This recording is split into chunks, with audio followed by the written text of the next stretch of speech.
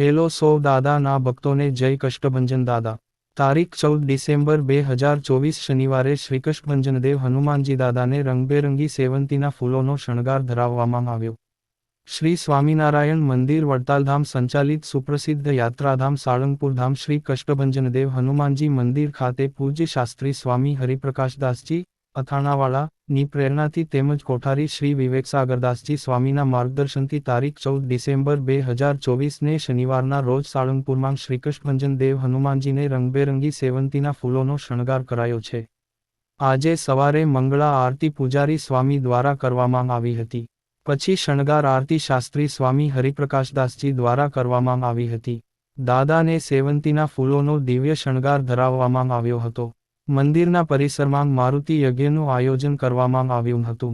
આજે કરાયેલા શણગાર વિશે પૂજારી સ્વામીએ જણાવ્યું કે સેવંતીના ફૂલોનો શણગાર કરાયો છે।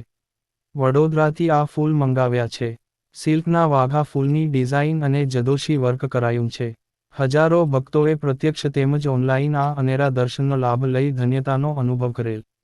સાળંગપુર ધામ દાદાના દરબારમાં શ્રી મારુતિ યજ્ઞ કરી અને વ્યક્તિની મનોકામના પૂર્ણ થાય છે, સંકલ્પની પૂર્તિ થાય છે અને શ્રી હનુમાનજી મહારાજ પ્રસન્ન થાય છે। વર્ષ દરમિયાન કોઈ પણ સમયે દાદાના ભક્તો આ મારુતિ યજ્ઞ કરી સાળંગપુર વાસી શ્રી કષ્ટભંજન દેવને પ્રસન્ન કરતા રહે છે। વ્યક્તિની મનોકામના એવં વ્યવહારિક કે પારિવારિક સંકલ્પની પૂર્તિ અર્થે અથવા સંકલ્પની પૂર્તિ થયા બાદ સાળંગપુર ધામમાં દાદાના દરબારમાં પરિવાર સાથે મળી અને 1.5 દિવસ અથવા 1 દિવસનો મારુતિ યોગ્ય કરવામાં આવે છે। મારુતિ યજ્ઞ જે કોઈ ભક્તોએ કરવો હોય એમણે સાળંગપુર ધામમાં સૌપ્રથમ ઘણા સમય પહેલા નોંધાવવો જરૂરી છે। ત્યારબાદ પ્રાપ્ત થયેલી વાર તિથિ અને સમય પ્રમાણે આપને યજ્ઞ કરવાની મંજૂરી સંસ્થામાંથી આપવામાં આવે છે। યજ્ઞ દરમિયાન સંસ્થા દ્વારા આપની યજ્ઞ કરવાની, રહેવાની અને ભોજનની વ્યવસ્થા સુપેરે કરવામાં આવે છે।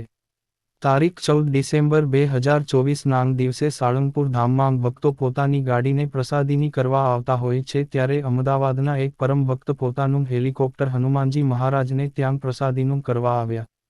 પરમ પૂજ્ય શ્રી હરિપ્રકાશદાસજી સ્વામીએ ભાવથી હનુમાનજી મહારાજના પ્રાસાદિક ઉપચારોથી પ્રસાદીનો દોરો અને પ્રસાદીનો જળ છાંટી અને હેલિકોપ્ટરને પવિત્ર કર્યું ને એમના સારા ભવિષ્ય માટે શુભકામનાઓ પાઠવી। આમ દાદાના દરબારમાં પોતાના વાહનોને પ્રસાદીના કરવા, પૂજા કરવા માટે હજારો ભક્તો આવે છે અને આનંદની લાગણી અનુભવે છે। કોઈ પણ ભક્ત દાદાના દરબારમાં દૂર દૂરથી દર્શન કરવા માટે હેલિકોપ્ટરમાં પણ આવી શકે છે, જેના માટે મંદિર તરફથી 2 હેલિપેડની વ્યવસ્થા પણ કરવામાં આવેલ છે। કોણ કોણ ભક્તો સારંગપુર માંગ દાદા માંગ દર્શન કરેલા છે કોમેન્ટ માંગ જય કષ્ટભંજન દાદા લખીને જણાવો।